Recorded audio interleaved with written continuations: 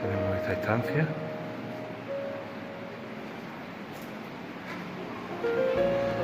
Fijaos qué antiguo. La sala de los molinos. Aquí tenemos las muelas, las piedras que giraban para aprovechar la fuerza del agua.